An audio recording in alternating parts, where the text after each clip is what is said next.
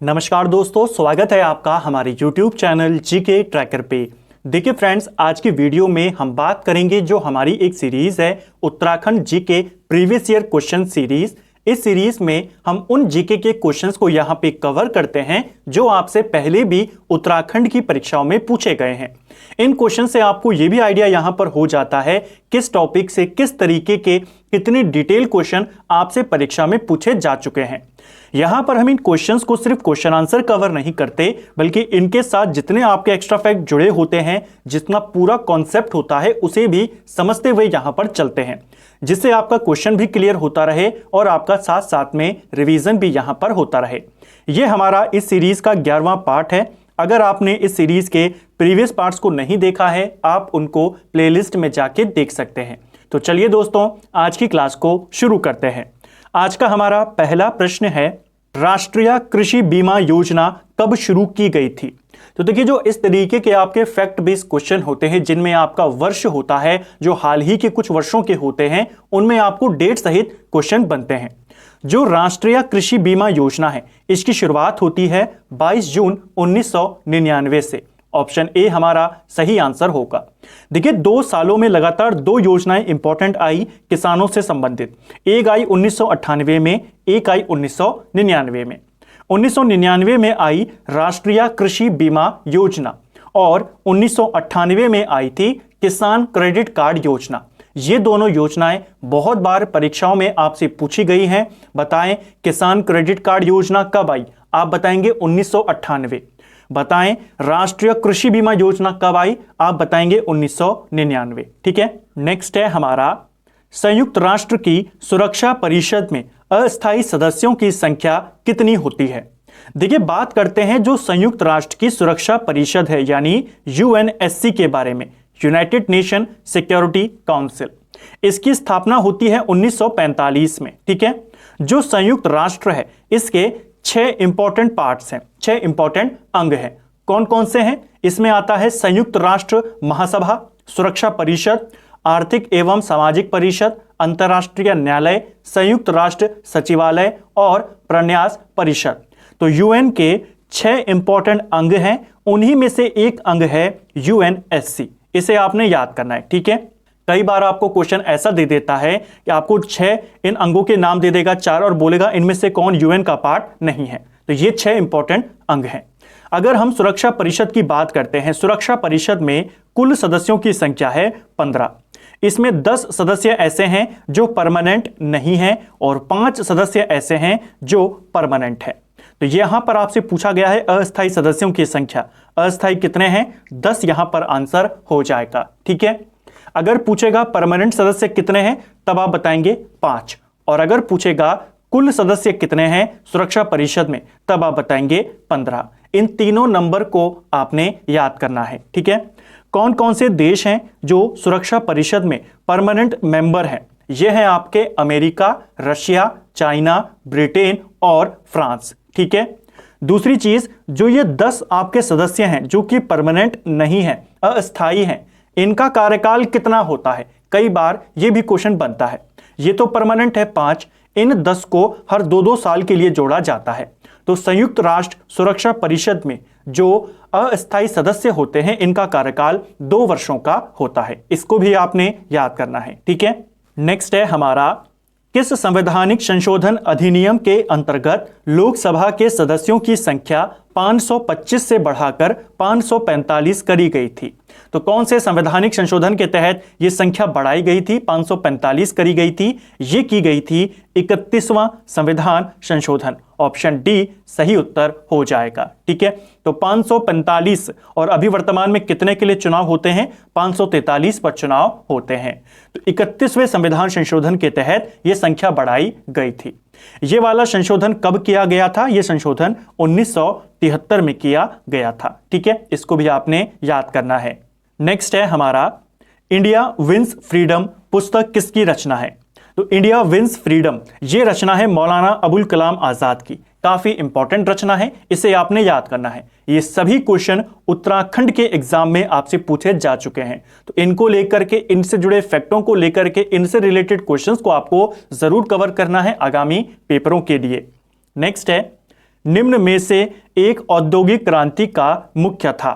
तो औद्योगिक क्रांति की यहां पर बात की जा रही है। कुछ दिन पहले हमने क्वेश्चन देखा था, औद्योगिक क्रांति शब्द का इस्तेमाल सबसे पहले किसने किया था? हमने आंसर देखा था, आर्नल्ड टॉयनबी ने किया था। वो क्वेश्चन भी उत्तराखंड में पूछा गया था, ये क्वेश्चन भी उत्तराखंड में पूछा गया है। जो औद्योगिक क्रांति है इसकी शुरुआत होती है ब्रिटेन से। ऑप्शन बी हमारा सही आंसर हो जाएगा। ठीक है, ब्रिटेन में 1780 से लेकर के 1850 के बीच में बहुत ज्यादा औद्योगिक विकास यहां पर देखने को मिलता है, अर्थव्यवस्था में विकास देखने को मिलता है, जिस कारण इस काल को औद्योगिक क्रांति के रूप में जाना जाता है। कहां से इसकी शुरुआत होती है? ब्रिटेन से इसकी शुरुआत होती है। इस क्वेश्चन को लेकर के एक क्वेश्चन आपको और याद करना है। क्वेश्चन बनता है, औद्योगिक क्रांति में ब्रिटेन का प्रतिद्वंदी देश कौन था?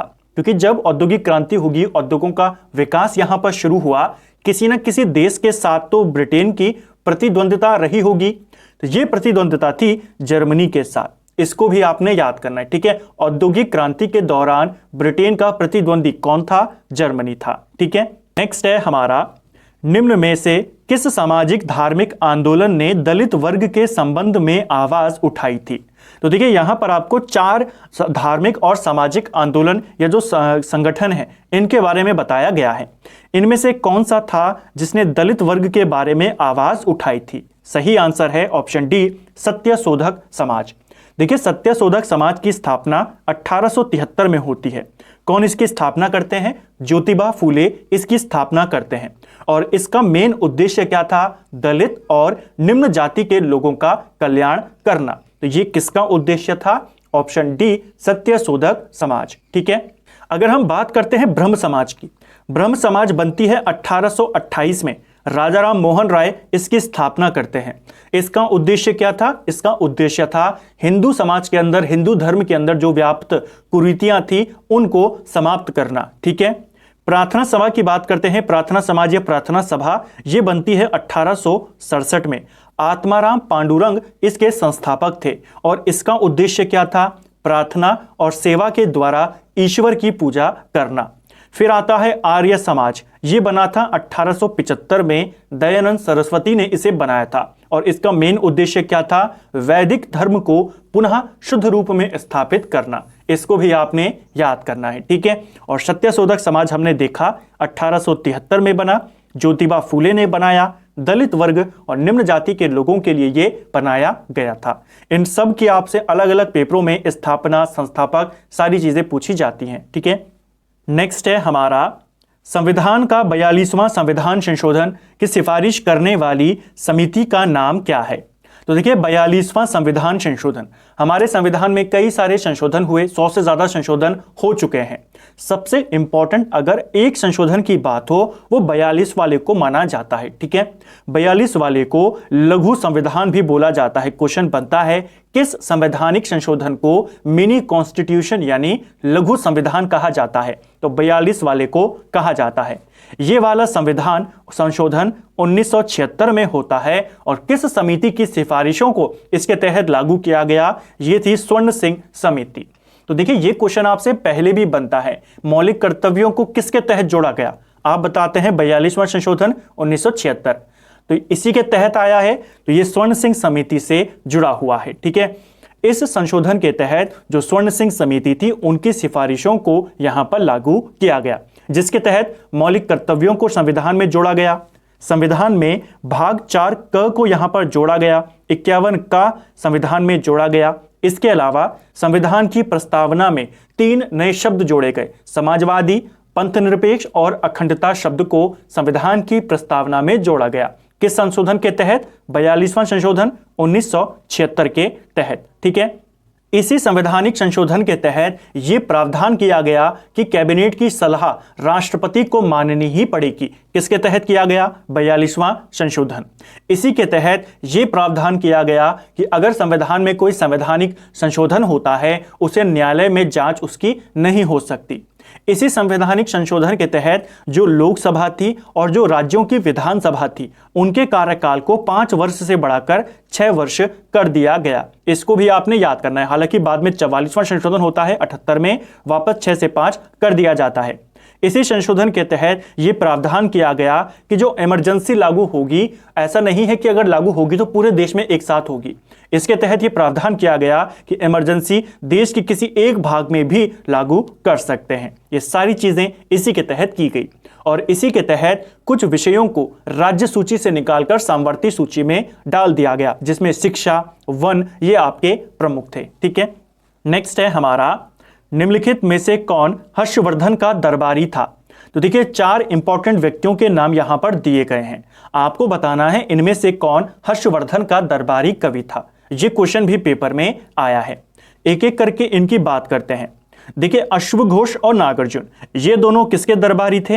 ये दोनों कनिष्क के दरबारी थे। ठीक है, अब हमारे पास बचे 2 कवि। राजशेखर की बात करते हैं। राजशेखर जो प्रतिहार राजवंश था उसके दरबार में रहते थे।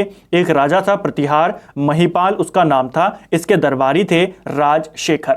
राजशेखर की काव्य मीमांसा रचना है। अश्वघोष ने बुद्ध चरित की रचना करी है। ठीक है, मयूर की बात करें, इनका पूरा नाम है मयूर भट्ट। ठीक है, जो बाण भट्ट थे उनके बहनोई हैं और इनका पूरा नाम क्या है? मयूर भट्ट। ठीक है, तो ये हर्षवर्धन के दरबारी थे, इसे आपने याद करना है। पेपर में भी आपको सिर्फ मयूर दिया गया था, मयूर भट्ट पूरा नाम नहीं दिया गया था। तो बाण भट्ट के रिश्तेदार थे, हर्षवर्धन के दरबारी कवि थे।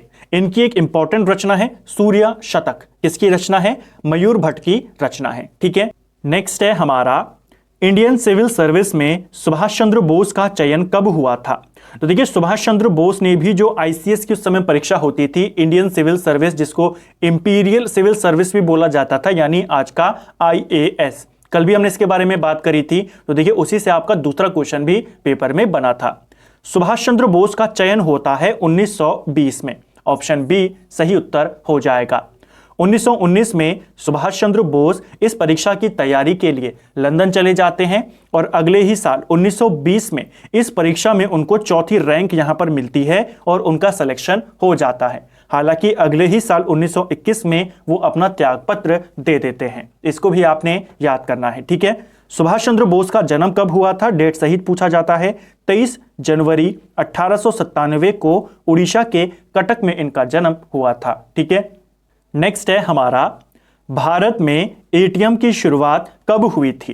तो देखिए भारत में एटीएम की शुरुआत, ये क्वेश्चन भी आपसे कुछ वर्ष पहले ही आयोग ने पूछा था। भारत में एटीएम की शुरुआत होती है 1987 से। ठीक है, 1987 में HSBC बैंक की एक शाखा मुंबई के अंदर भारत का पहला एटीएम स्थापित करती है। तो भारत में पहला एटीएम कब स्थापित हुआ? 1987। किसने किया? HSBC बैंक ने। कहां किया? मुंबई में किया। अगर हम दुनिया के पहले एटीएम की बात करते हैं, दुनिया का पहला एटीएम 1967 में स्थापित हुआ था। ये लंदन में स्थापित हुआ था। ठीक है, एक और क्वेश्चन बनता है, एटीएम मशीन का जनक किसे माना जाता है? तो एटीएम मशीन का जनक जॉन शेफर्ड बेरॉन को माना जाता है। ठीक है, जॉन शेफर्ड बेरॉन को माना जाता है एटीएम मशीन का जनक।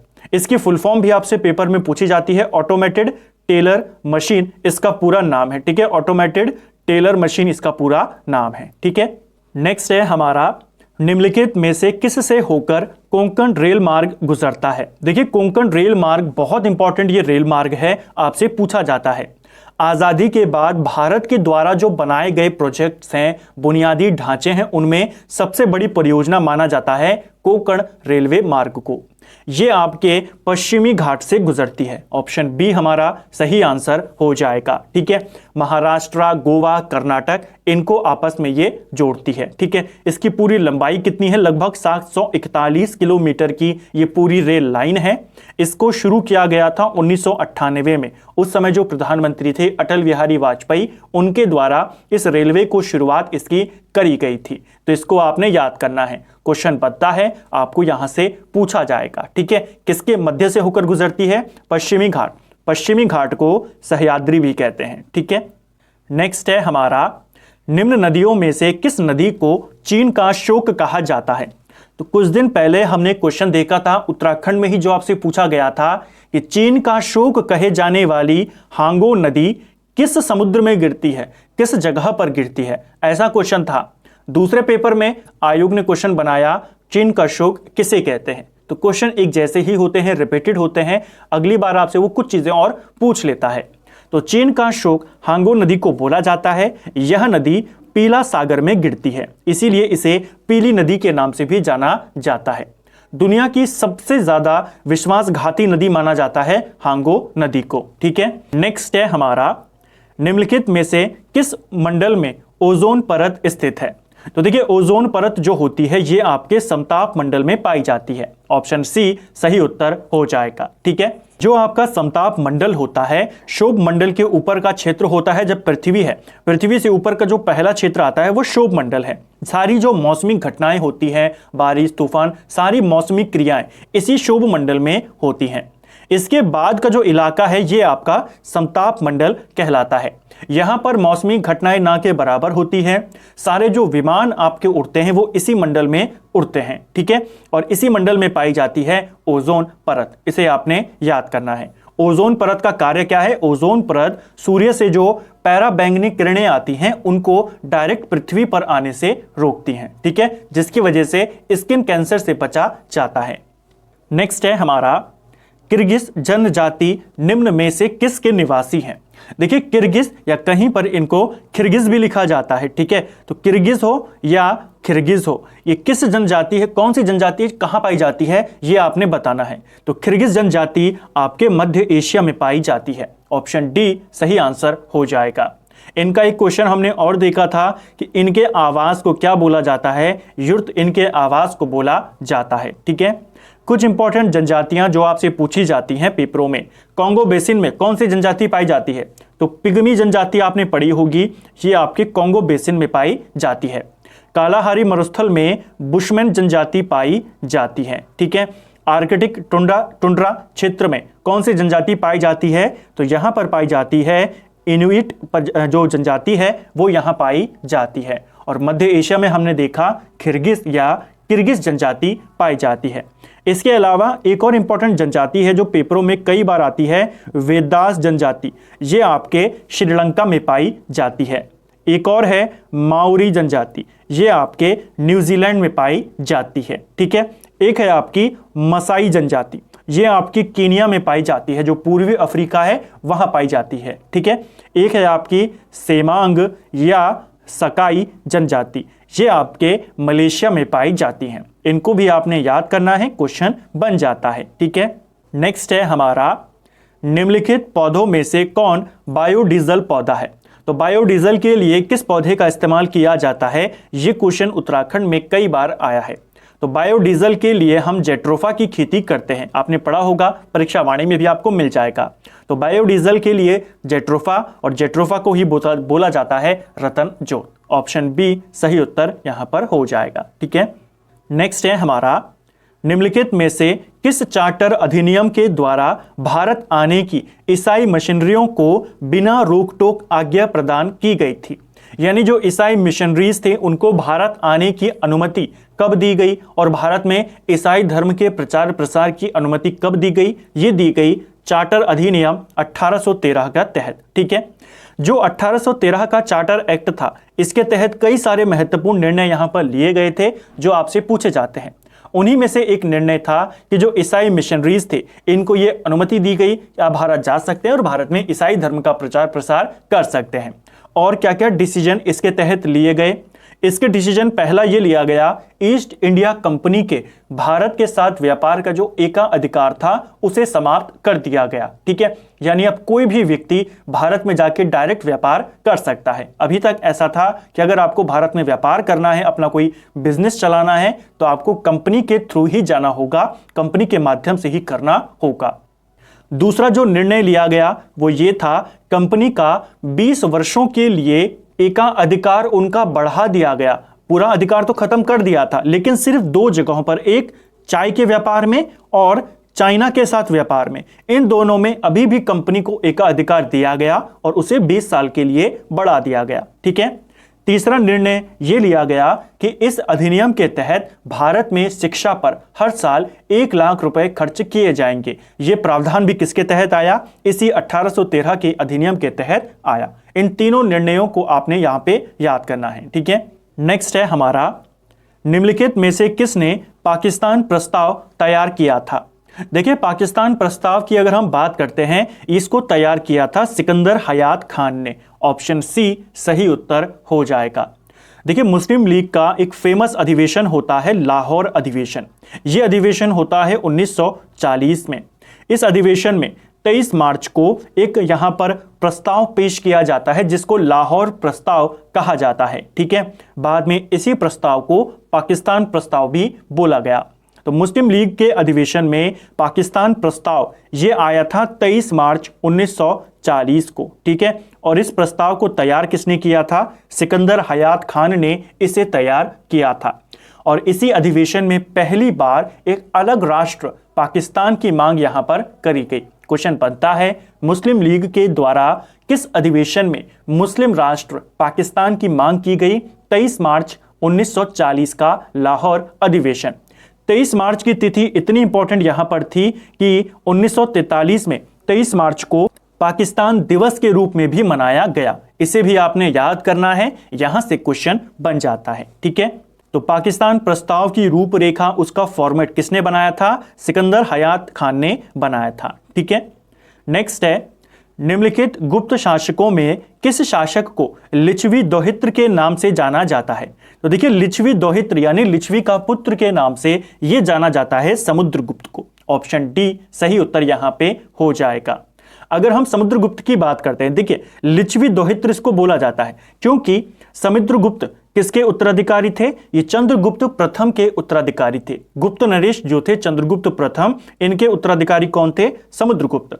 चंद्रगुप्त प्रथम ने लिच्छवी राजकुमारी के साथ विवाह किया था और इन्हीं के पुत्र थे समुद्रगुप्त, इसीलिए इनको लिच्छवी दोहित्र भी बोला जाता है। समुद्रगुप्त को भारत का नेपोलियन भी बोला जाता है। समुद्रगुप्त ने उत्तर भारत के 9 राजाओं को और दक्षिण भारत के 12 राजाओं को पराजित किया था। क्वेश्चन बनता है, किस गुप्त राजा ने उत्तर भारत के 9 और दक्षिण भारत के 12 शासकों को पराजित किया था? तो किसने किया था? समुद्रगुप्त ने, और इसीलिए इनको भारत का नेपोलियन भी बोला जाता है। ठीक है, वीणा बजाते हुए सिक्कों पर भी किसको दिखाया गया है? समुद्रगुप्त को दिखाया गया है। इसको भी आपने याद करना है। नेक्स्ट है, निम्न में से किस अभिलेख में स्कंदगुप्त द्वारा हुणों को पराजय का उल्लेख मिलता है? तो देखिए, भारत पर हुणों का पहला आक्रमण कब होता है? किसके काल में होता है? स्कंदगुप्त के काल में। ठीक है, गुप्त नरेश है स्कंदगुप्त। इसका कार्यकाल कब से कब तक था? 455 से लेकर 467 तक इसका कार्यकाल था। भारत में हुणों का पहला आक्रमण इसी के काल में होता है, खुशनवाज के नेतृत्व में होता है। स्कंदगुप्त ने हुणों को पराजित कर दिया था। यह क्वेश्चन भी बनता है। ठीक है, इसकी जानकारी हमें मिलती है इसके जूनागढ़ अभिलेख से। ऑप्शन बी हमारा सही आंसर हो जाएगा।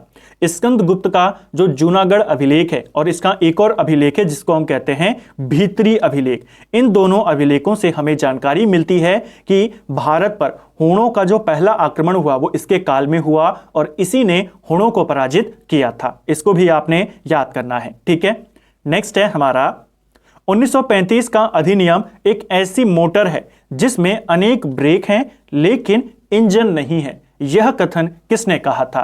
काफी इंपॉर्टेंट ये स्टेटमेंट और उत्तराखंड में आया था। देखिए, 1935 का जो अधिनियम आया था, भारत शासन अधिनियम 1935, इस अधिनियम के बारे में ये स्टेटमेंट कि यह एक ऐसी मोटर है, या कहीं पर इसे कार भी लिखा गया है कि ऐसी कार है जिसमें ब्रेक तो हैं लेकिन इंजन ही नहीं है। यह स्टेटमेंट जवाहरलाल नेहरू ने दिया था। ऑप्शन बी हमारा सही उत्तर यहां पे हो जाएगा। ठीक है, इस 1935 के अधिनियम को दासता का आज्ञा पत्र भी बोला था नेहरू ने। ठीक है, क्वेश्चन बनता है, दासता का आज्ञा पत्र किसको बोला था? इसी अधिनियम को बोला था। ऐसा इंजन बोला था जिसमें मोटर ऐसी बोली थी जिसमें इंजन ही नहीं है, ब्रेक ही ब्रेक है। इसको भी आपने याद करना है। ठीक है, तो फ्रेंड्स ये था हमारा जो हमारी सीरीज है Uttarakhand GK previous year question series, जिसमें हम जीके के उन क्वेश्चंस को कवर करते हैं पूरी डिटेल के साथ जो आपसे पेपरों में पूछे गए हैं। इससे आपका रिवीजन काफी अच्छे से हो जाता है और कुछ नए क्वेश्चन भी आपको देखने को मिलते हैं जो सामान्यतः आपको बुक में नहीं मिल पाते। ये हमारा इस सीरीज का 11वां पार्ट था। उम्मीद करता हूं आपको आज का वीडियो पसंद आया होगा। अगर आपको ये वीडियो पसंद आई है तो वीडियो को लाइक करें। अगर आप चैनल पर पहली बार आए हैं, चैनल को सब्सक्राइब करें, अपने दोस्तों के साथ शेयर करें। वीडियो आपको कैसा लगा कमेंट बॉक्स में हमें ज़रूर बताएं और इसी प्रकार की वीडियोस को देखने के लिए आप हमारी प्लेलिस्ट को विजिट ज़रूर करें। Thank you friends.